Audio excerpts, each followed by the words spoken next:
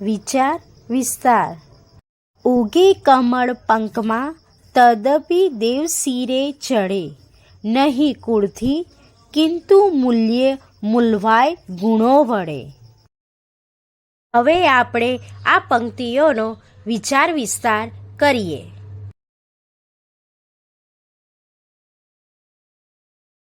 આ પંક્તિઓમાં કવિએ દર્શાવ્યું છે કે દુનિયા કુળને નહીં પણ ગુણોને પૂજે છે. વ્યક્તિનું મૂલ્યાંકન તેના વંશ કે કુળથી નહીં પણ તેનામાં રહેલા ગુણો પરથી થાય છે.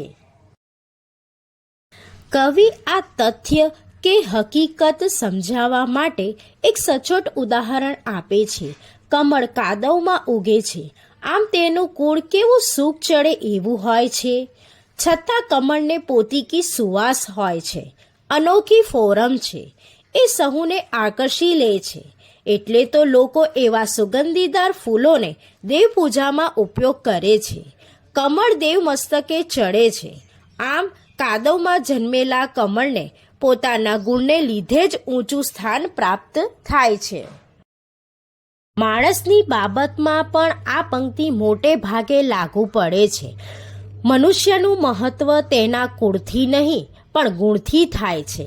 ગમે તેવા ઉમદા કુળમાં કોઈ માણસ જન્મ્યો હોય, પણ જો તેનામાં સારા ગુણો નહીં હોય તો લોકો તેનું માન નહીં જાળવે, તેને કોઈ જવાબદારી ભર્યું મહત્વનું સ્થાન નહીં આપે, સૌ તેની ટીકા કરશે.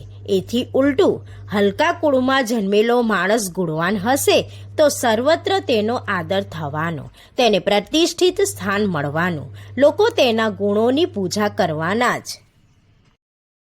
લાલ બહાદુર શાસ્ત્રી, રાજેન્દ્ર પ્રસાદ, અબ્રાહમ લિંકન વગેરે બહુ સામાન્ય કુટુંબોમાં જન્મ્યા હતા, છતાં તેમણે કેવી સિદ્ધિ મેળવી?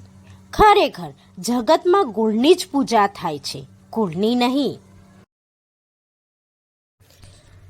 આમ અહીંયા દર્શાવેલ પંક્તિને આપણે અર્થ વિસ્તાર કરતી વખતે ધ્યાનમાં રાખવાની બાબતોથી તૈયાર કરીને લખ્યું છે.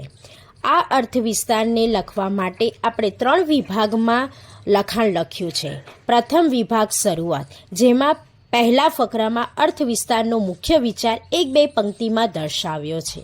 ત્યારબાદ મધ્ય ભાગમાં વિધાનનું સ્પષ્ટીકરણ કરવા માટે સરસ મજાનું સચોટ ઉદાહરણ તરીકે કમળના ઉલ્લેખ કર્યો છે. અને અંત ભાગમાં ફકરાનું પંક્તિ કે વિધાનનું તાત્પર્ય લખ્યું છે. આમ બાળ દોસ્તો, આ 3 વિભાગમાં આપણે વહેંચીને આપેલ પંક્તિનો ખૂબ જ સરળતાથી વિચાર વિસ્તાર કર્યો છે.